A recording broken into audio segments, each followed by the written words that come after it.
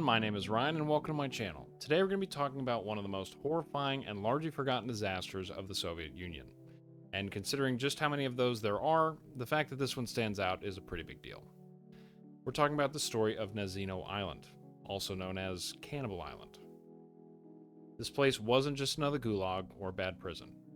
It was a complete failure in every single way. A disgusting, horrifying, bureaucratic nightmare that ended in disease, starvation, executions, and yes, cannibalism. And this wasn't just some random accident. It was all more or less planned by the Soviet government. They dumped thousands of people on that island, and they knew exactly what was going to happen. So let's take a look at how Stalin's regime led to Cannibal Island.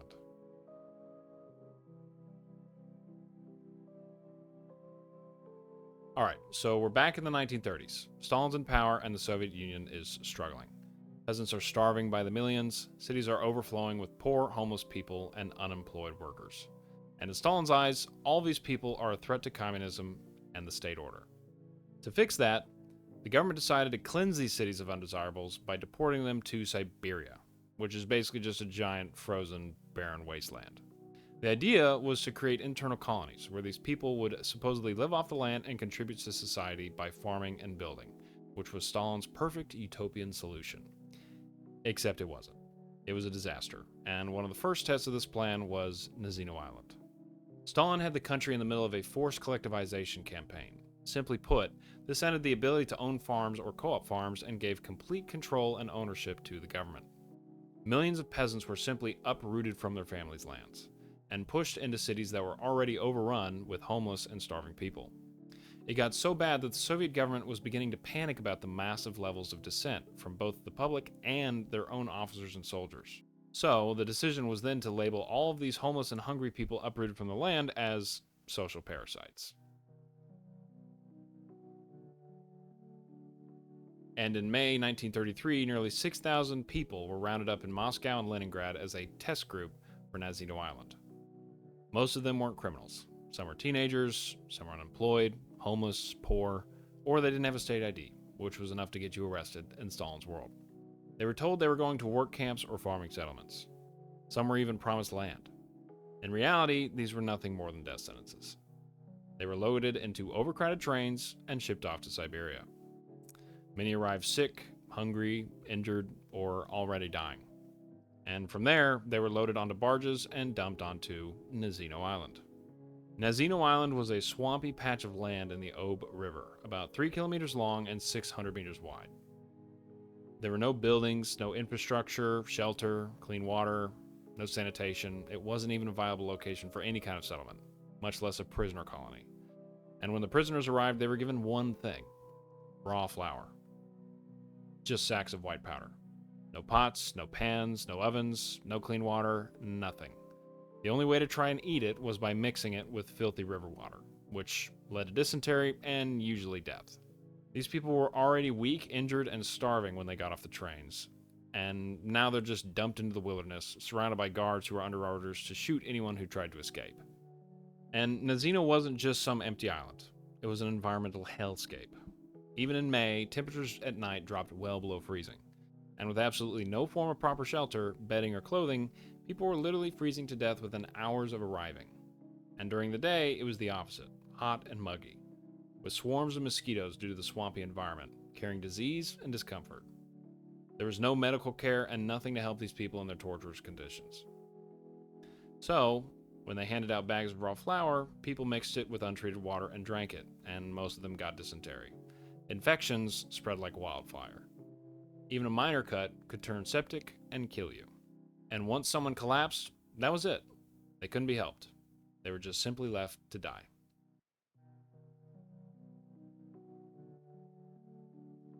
Unsurprisingly, it didn't take long for everything to fall apart. There was no way to organize, no leaders, no structure, just survival. People were hungry, cold, scared, sick, and dying. And the guards weren't there to help. They were there to enforce. Fights over food broke out almost instantly. The guards responded with beatings and executions. Anyone who tried to sneak off the island was shot. Those that weren't shot usually drowned trying to swim to land. When the flour ran out, people just started dropping. Illness, hypothermia, infection, starvation. Some never even made it through the first few days. And that's when things started to turn truly horrific. Cannibalism. The strongest started to prey on the weak. Bodies were carved up. Human flesh was traded for cigarettes or scraps of food. People were murdered just for the sake of being eaten.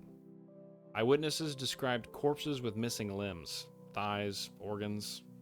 One survivor claimed a woman was tied to a tree while others cut parts off of her body to cook while she was still alive.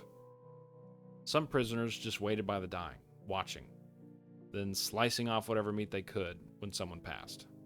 One guard even recorded that they had to start guarding the corpses because people were literally fighting over who got to eat them. And just a reminder, this didn't happen over months. This was within weeks of them arriving on the island.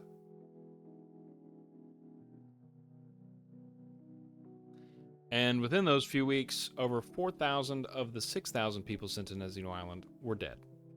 Over 4,000. The survivors were transferred to nearby labor camps, where conditions weren't much better, but at least there wasn't mass cannibalism, so I guess that's something. However, most of them died within the following weeks due to the abuse from Nazino Island, whether it was from the fighting, the starving, or from infections finally taking their toll. A Soviet official named Vasily Velichko visited the aftermath of the site and was horrified by what he saw. Mass graves of the dead, people thrown into pits and buried in haste, bodies gutted and torn apart. Signs of violent deaths, whether it was executions by the guards or being beaten to death by people stuck on the island. A complete lack of infrastructure control. Evidence of widespread infection and disease. Destruction and theft of all personal property brought on the island by the prisoners. And numerous harrowing eyewitness accounts from the soldiers that were keeping the people trapped on the island, as well as the few survivors that witnessed what had happened. So, he wrote a report of all of his findings and submitted it to Moscow, and like the classic Soviet Union they immediately buried it, and Velichko was transferred to a new, less verbal position.